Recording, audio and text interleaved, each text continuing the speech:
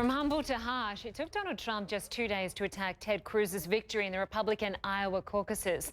Trump fired off a series of tweets on Wednesday accusing Cruz of fraud and of stealing the win. He says that's why the polls, which predicted a Trump victory, were wrong.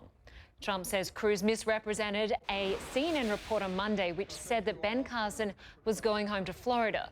The Cruz campaign told Iowa precinct captains that Carson was suspending his campaign. But CNN reported Carson would return to the campaign trail. Now, for more on all of this, Jonathan Mann joins us from our newsroom. He is, of course, the host of Political Mann here on CNN. Great to have you with us. John, Ted Cruz's campaign team sent out these messages to Republican voters in Iowa, basically saying, don't waste your vote on Carson, vote for Cruz. Is this dirty politics? You know, it's hard to know. So at this moment, I would not vote to convict. What I can tell you is that in the last 48 hours, less than 48 hours, 4 candidates have dropped from the race. So clearly, in part because of things they'd been hearing from the news media, the Cruz people were led to believe that Carson looked like he was going to drop out of the race too. Not an unnatural suspicion at this point in the campaign. Did they get too excited and get ahead of the news? That clearly seems to be the case. Did they do it intentionally? Yes, they did. They wanted those votes. Did they do it intentionally, knowing that they were telling voters something that wasn't true? That's the part I'm not sure of, nor is it clear how much harm they did to the Carson campaign. So all things considered, in the rough and tumble world of politics, when there are a lot of moving pieces, they got one important moving piece wrong.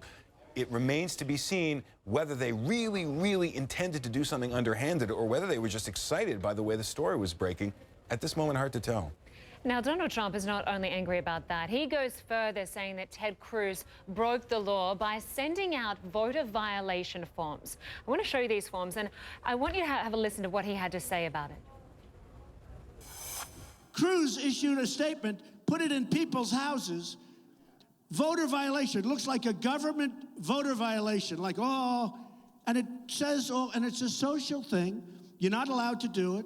And they're investigating him now. So he's putting in houses voter violation, and he's giving people, you have an F because you haven't voted enough, down the line. I never even heard of anything like this. It is so dishonest. It is so dishonest. Now, John, talk to us about these voter violation forms. Is this a legitimate thing in the U.S. like credit ratings, or is this completely misleading? It is completely misleading. Donald Trump has it exactly right. Essentially, something arrives in the mail, a yellow sheet that looks like it came from the government with written in red at the very top, we've passed by, is a scorecard on how you voted. There's the voting violation. You think you're in trouble. And the letter goes on to say you're receiving this election notice because of low expected voter turnout. It blames you, the recipient, for not voting enough. It is a complete fiction. It was a manufactured, fabricated fraud. The Cruz people aren't denying it, just the opposite. They're saying, Ted Cruz himself said, we send out whatever we can, we communicate in any way we can to get people to vote. In this case, what they sent out was a completely fraudulent document meant to look like it was a government document, and I don't blame anybody for being upset about it. And it's not clear that it was illegal. It's certainly an underhanded kind of trick to try in election time. There is an investigation underway, so we'll have to see what comes of that. Just moving on tonight to the Democratic stage, Clinton and Sanders will be facing off for a town hall, CNN town hall. Sanders, of course, has the upper hand in the next state of New Hampshire. But last time Hillary Clinton went up against Obama, she won. So what can we expect in New Hampshire? Well, what we can expect tonight is the voice of experience and pragmatism against the voice of optimism and passion. New Hampshire is going to be a different kind of testing ground because Bernie Sanders is from neighboring Vermont, and no one, according to Hillary Clinton, has ever won in New Hampshire who has been running from a neighboring state. She has one thing going for her, which is the voters of New Hampshire like to upset the apple cart. They don't like to follow Iowa too closely. What we're going to see is, a few days, just a few days of very spirited campaigning. Sanders is on a roll. he is so far ahead in the polls. I think our latest poll has him significantly ahead. There you go, 57 to 34.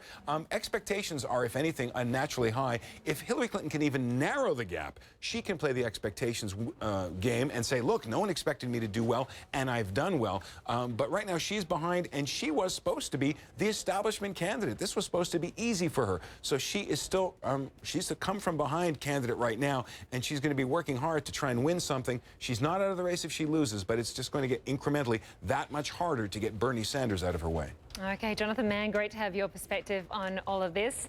And as always, CNN's Political Mann has the US presidential race covered. You can join our host, Jonathan Mann, Saturdays at 7 p.m. in London as he guides you through the world's wildest and most expensive exercise of democracy.